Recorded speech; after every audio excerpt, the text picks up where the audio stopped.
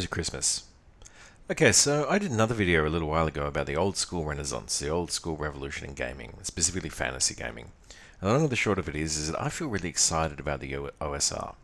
I'm not interested in dealing with Wizards of the Coast anymore. I don't like the way they do business now, which means that I won't be playing D&D and I won't be designing in D&D anymore. But also, I don't really feel like learning a whole new huge rule set like Pathfinder.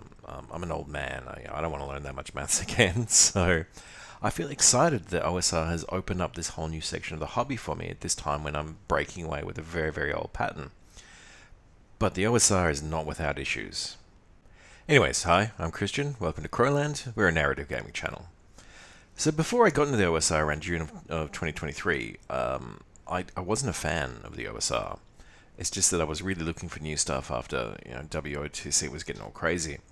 But the OSR really seemed to pride itself on showing off little but torture and tits, and just it all seemed like humorless and bloodthirsty and really for kids more than adults, which is ironic because it also seemed to really present itself as for grognards. And grognard is a bit of gaming slang you probably know. Grognard is someone who's been around for a long time, usually someone who's been around since first edition, and they are opposed to newness in the hobby, to new things, new ideas. They don't like them, which is very antithetical to my way of thinking. And some of this reactionary ideology is present in the OSR, yeah, but I don't think it's the whole story. So let's talk about the good and the bad in the OSR. Now, I don't want to diss your favorite settings or anything, but Wizards and TSR before them, I never really got into their fantasy worlds. I like Planescape, I like Birthright, but they never really worked for me because those worlds are designed to be open for everyone, to not upset anyone. They have a lot of boxes to tick, like, okay, elves live here, here are the dwarves. Orcs are a good bad guy, so there should be a lot of orcs. But those worlds rarely have teeth, They rarely have a sense of actual dread or menace. They're written mainly by very polite and well-mannered people, a lot of Mormons and stuff like that. And it's all just a bit basic and bland and has very little sense of moral complexity.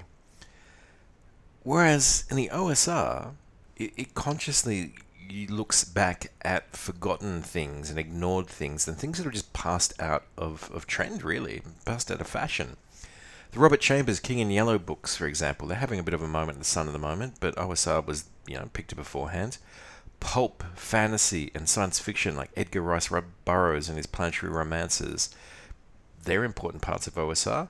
Conan and the Hyperborean fantasies, which I did a little video on a little while back. But not the movies, the bloodthirsty philosophical aspects of the stories, the real feeling of desperation and intensity and the might makes right, Lovecraft's obsession with antiquity and the world not being fit for human purpose. Lovecraft is really a marked influence on the OSR, and because it's set in fantasy worlds, you can't, you must disentangle his problematic legacy of racism. Metal music, that's a huge part of the OSR, especially, and I love this phrase, anti-cosmic black metal. That's a constant influence on OSR as well. And a lot of these things are dark or strange or scary and very, very gameable in ways that, maybe Dragonlance can't be. And I think there's also, and I don't want to get too far off track here, but I think the OSR is primarily concerned with the weird aesthetic. There's a sense of strangeness and of the unfamiliar and of the weird. And that is exciting to me as a player and as a games master. You can't just go like, oh, okay, it's an orc, I know how orcs are, in the better forms of OSR games. And if you're liking this, by the way, why don't you give me the old thumbs up? My self-worth relies on it. But let's get to the first bad. And the first bad, ironically, has a lot of the stuff I like and a lot of the stuff I was just talking about liking, but it executed in ways I hate. And this is probably the most visible OSR product of them all. I'm talking about Lamentations of the Flame Princess. It's the really big breakout star of OSR. And I don't love it. And I don't like the people behind it, and it's really not to my tastes, but we should talk about it. Because Lamentations is, at its heart, a product that wants to shock. It very consciously uses disgust, horror, and simply bad taste in a desire to provoke people, to get an emotional reaction out of them. Which is, it's okay. I'm not really interested in policing anyone's imagination, and if you like disgusting stuff, that's fine. We probably won't game very much together, but I'm not interested in, wagging a finger at you and telling you, you're wrong and you're terrible if you like stuff I think is gross and disgusting. Because, we don't have to judge everything, you know. But the Flame Princess books are littered with honestly quite repulsive art. It focuses a lot on the grotesque. There's a, you know, constant theme of the sexual dismemberment of women. There's a lot of body horror. But a lot of that stuff is just really, oh no, poo. And I mean, I know it's supposed to be horrific and edgy, but to me it just feels like it's for kids, That's what kids are afraid of, and I honestly can't imagine playing this sort of stuff. There is also a gaming philosophy of the worst aspects of the old school. A lot of, if you touch this, your players will die, no saves. That sort of Tomb of Horrors was tough. Tomb of Horrors is a terrible adventure and should not be anyone's, touchstone. And essentially, I find a lot of the actual adventures, when I've read through them, of Lamentations, I'd rather go to the dentist while the dentist is drunk. But Lamentations also does a nice line on historical fantasy, and if you're like me, you're a bit of a history reader, and I like the idea of role-playing in, say, the English Civil War, or around the fall of the Latvian pagans, playing in the Ottoman Empire, playing Musketeers.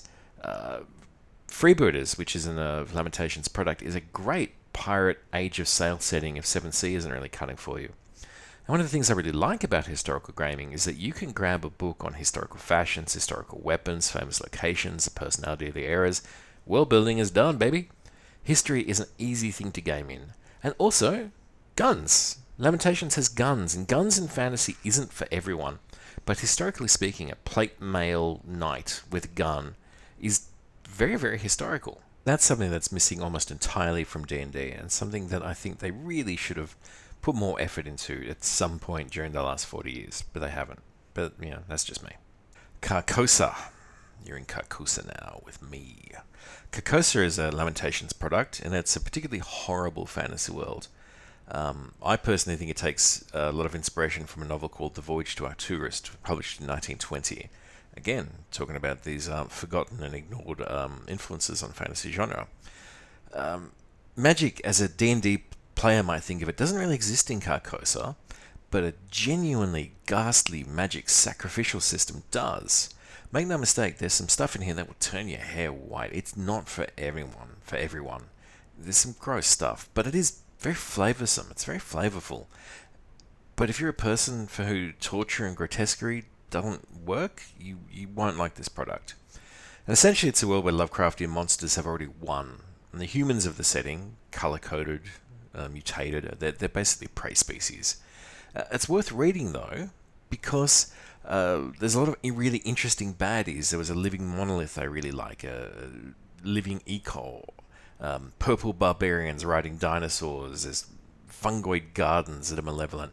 And these things are a lot more distinctive than yet another forest city of the elves or more rehashed Tolkien cities of dwarves. We've seen all that a million times over.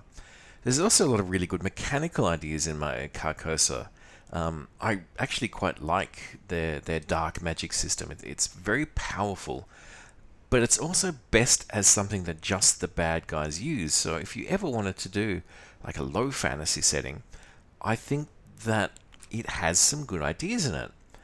But it also has this notion of you are overwhelmed, you will never win, this is terrible, the world is terrible, nightmares are true, and everything that you do is doomed to fail.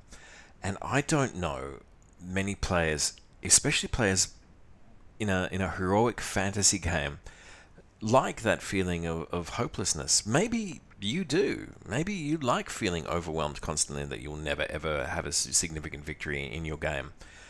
Please, if you do, tell me about it in the comments. But Carcosa, like, the rest of Lamentations, also has a really interesting notion that they have no fidelity to existing genres. They don't care about the differences between, say, fantasy and science fiction, and they will happily mix SF elements into their world. Alien invaders and crashed spaceships are common. And I know that D&D had elements of this from way back in the beginning, but all of that was dropped by the late 80s. You just don't see that sort of stuff very often anymore. Fantasy was fantasy, SF was SF, and never the twain shall meet. Now, I know genre bashing, taking various elements of different genres and putting them together is not to everyone's taste, especially when it's done badly. I particularly dislike Pathfinder's Robot Kingdom. I just think it's tacked on and it's dumb. But in the early days of SF and fantasy, there was less an attempt to keep things separate. Conan was forever running into things from outer space. Kath Moore, C.L. Moore, she was famous for her Lady Conan stories, the Gerald Jory. They're fantastic. But she also did Northwest Smith stories, in which a space cowboy would land his spaceship, draw a sword, and go off and have a fantasy-style adventure looting ancient tombs.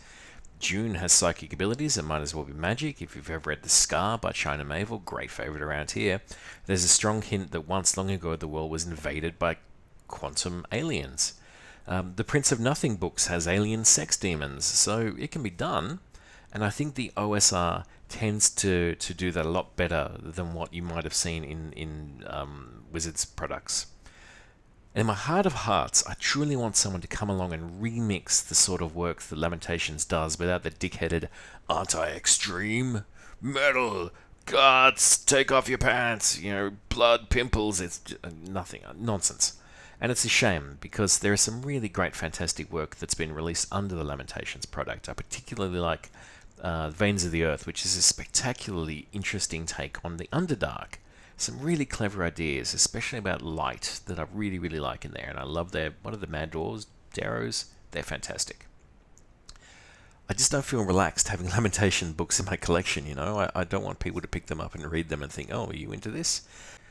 So I think that Lamentations encapsulates all the bad stuff, all my problems with the OSR. But let's go and have a look at some stuff I like. And one of my favorites is Warriors of the Red Planet. Mars is an ancient world home to mighty scientific races who have long ago been vanished or been destroyed, and they left behind their science experiments. And it has really, really interesting rules for characters. You can play a robot, you can play a mutant, first level. And of course, long into the future of Mars, magic has come back. So suddenly you've got psionic abilities sitting alongside sorcery. So you don't just get an aesthetic of plate mail and wizards in robes, you can be a goddamn wizard with a laser gun. And if you don't really feel like reading a bunch of pulp novels from the 1930s to get that feel of what they're going for, you could very, very easily just turn it into an 80s fantasy cartoon. After all, Master of the Universe is about a lich on a high-tech planet trying to control a magic castle. Thundercats are colonists from a scientific race abandoned onto a world of sorcery. And these are, there are more modern takes on this as well. Adventure Time is about, the Earth after a nuclear holocaust where magic has crept back into the land and abominations from outer space threaten the world and the last humans have fled to the moon. I'm a bit old to want to reproduce those sort of cartoons myself. They're not so interesting to me anymore now that I'm in my 90s. But I remember and being excited by that sort of high adventure and that sort of anything can happen in this world. There's another setting I really like called Planet Algol that hits both the space fantasy and the weird horror.